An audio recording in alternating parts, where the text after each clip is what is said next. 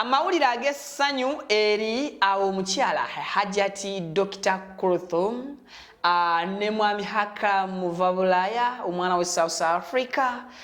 nzize nkutuseeko ag'essanyu ono munnanga ali lubuto njogera mpola mpola kati njogera n'abazadde naawe abaali baagala okutokomoka omugambo ku mulundi guli basooke batulekemu bampita Vicky omukutu nsinzidde ku Vicky exclusive jona jogenda masino kubeera nga ate otusaka engalo onakolwaliro njikwebaliza nyongera okukujjukiza nti ensi eyagala bakozi wonna wookakalabiza yongera mu maanyi busobola okukya ku makya ng'abo boolaba abajooga ekibuga ozikoze ne ziwera nga gwe obajooga bwe ntandise programu nakola video jimpereka like gwe mukwano gwange n'atanatweyungako mbutongole nkusabye subscribing bw'oba omaze osubscribinga kwata mukade nyambaka je mu kigambo personalize okantere mu kigambo or wensinzira ne nkugamba nti turn on that notification bell buli kimojja kifuna bulungi ntambula ne Hajati Kalodo omulombi weddwa mu abalina ebizibu ebyenjawulo mu mweyunire namba esembyayo 067 edwaze ezesigika zikola lwansonga tukoze nayo okumala akabanga ngate ane bakoledde badda kwebaza oba kuwa bujulizi so kale nawe alina ebizibu munoonyeeko amawulire ag'essanyu omukyala Hajati Dr. Kurthum ali lubuto yes nkikubyewo nga bwe kiri bekiruma kibalume asuliridde kuzaala era takyawezaayo kabanga nga alina kabeebi nga ali mu ssanyu mwami Akram akoze eddimo akoledde ddala eddimo eddungi mu mukyalo ono ebintu bye engineer akanisa ebyokungulu n'emunda tetulina kye tumubanja era nga buli muntu eyali alowooza nti mwami Akram bambi oba muyaaye mufere nga bwe bagamba nti aba South Africa bonna bafere Akram abalazeeko nti byonna bye munjogeredde nstandinga ne Kurthum era mu mbeera zonna wendi era okuva ku lunaku olwa okwali kukola abasiraamu bagiyita batya nika yes okuva ku lunaku lwa nika abaabo ne bagenda n'embazadde ne beeyanjula twaliyo mikolo nagibatuusaako bulungi nnyo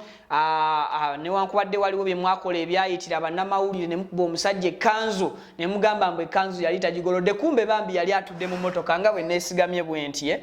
nosolumu mpolereza abantu ne bagamba mbu njagala nnyo ebyonoonese nange oluusi mba sibyagala naye neekanga omumwa gulebuse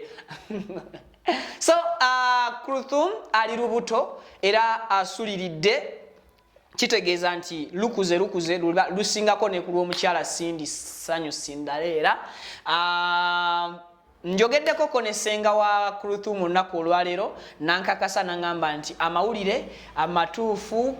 Kurthum ali lubuto naye ali mu mbeera nnungi just afunamu bugonvugonvu ng'era omukyalo omuzito yenna bw'aba naye essaawa yonna basuubira okubeera ng'ate bafuna ezzadde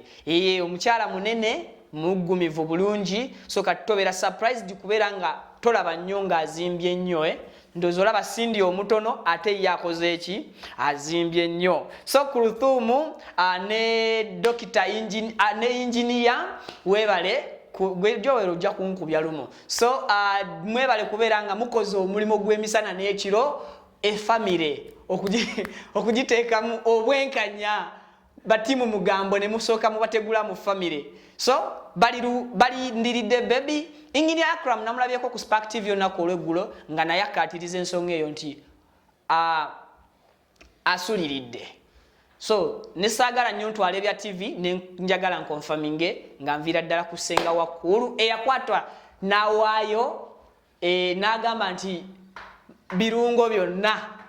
nekwolosenga yankuba ekiboozi yankakasanga muwala we bwalimu buli spice oyagala mbyogere mu Luganda vaayo kale naago ogafunye siina details zisinga ku ezo mpoziko nsuubira okugenda nfune interview ne Kurthum okusaako ne asenga bwe naalemererwa okufuna omu ku bo nja kufuna naye kati abantu babuuza obaagazaaki mwe mubaagala era mwe mwabinsabye mbatadde